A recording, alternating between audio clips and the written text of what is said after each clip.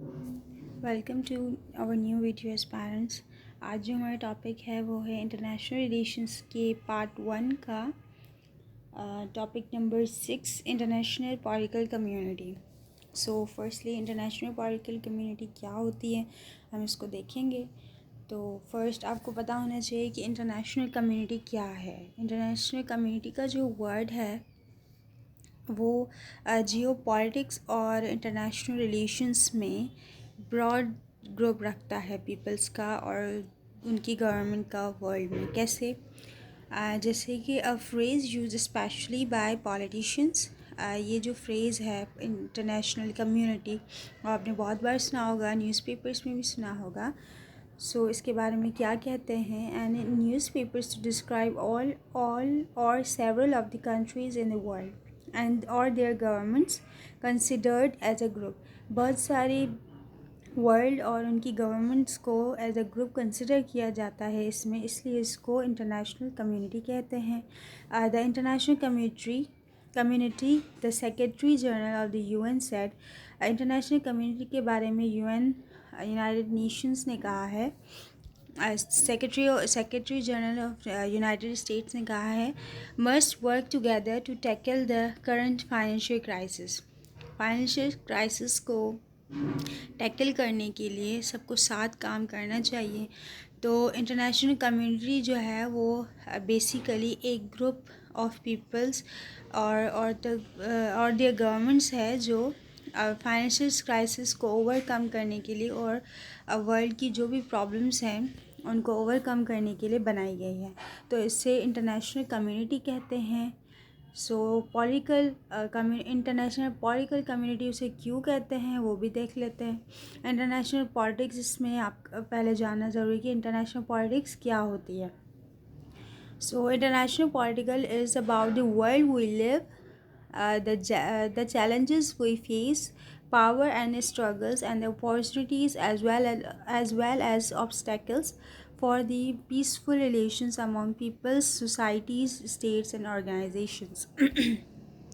International politics जो है वो वर्ल्ड में चैलेंजेस जो फेस करते हैं, जिसमें पावर आती है, स्ट्रगल आते हैं और अपॉर्चुनिटीज़ आती हैं। For peaceful relationships among peoples, societies, states और ऑर्गेनाइजेशंस।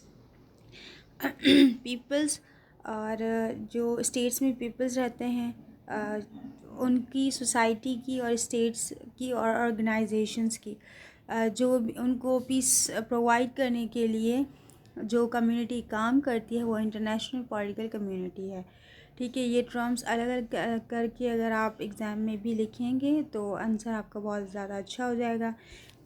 अब इसका एग्जाम्पल देख लेते हैं कि कैसे इंटरनेशनल पॉलिटिकल कम्युनिटी कैसे काम करती है। One example of such an institute is the United Nations security council, which United Nations members states granted primary responsibility for the maintenance of international peace and security. पहला example तो ये है कि United Nations बनाई ही इसलिए गई थी कि पीस जो है वो वर्ल्ड में फैलाया जाए और वर्ल्ड में पीस मेंटेन किया जाए। क्यों पीस मेंटेन किया जाए? क्योंकि वर्ल्ड वॉर 1 और वर्ल्ड वॉर 2 जो हुई थी, जिसमें league of nation peace maintain करने में फेल हो गई थी, तो यूनाइटेड नेशंस को वजूद में लाया गया ताकि पीस मेंटेन हो। सो कुछ चीज़ों में यूनाइटेड नेशंस जो है वो अपना काम अदा नहीं कर पाई, लेकिन पीस मेंटेन करने में अभी तक वर्ल्ड वॉर 3 नहीं हुई है, तो इसका काम तो मतलब जारी है अभी तक कि वो पीस मेंटेन करे। और पीस मेंटेन भी है थोड़ा बहुत, लेकिन फिर कोल्ड वॉर इनमें फर्दर जो है वो वॉर्स होती रही हैं। अब फर्दर अगर क्वेश्चन आया तो हम इसको भी देख लेंगे। दूसरा एग्जांपल देख लेते हैं। Other examples are the world trade organisations.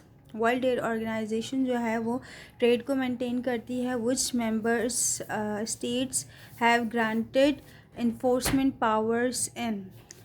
जो है इसके मेंबर्स जो हैं स्टेट्स में इन्फोर्स करते हैं अपने पावर को। So that's all for this topic.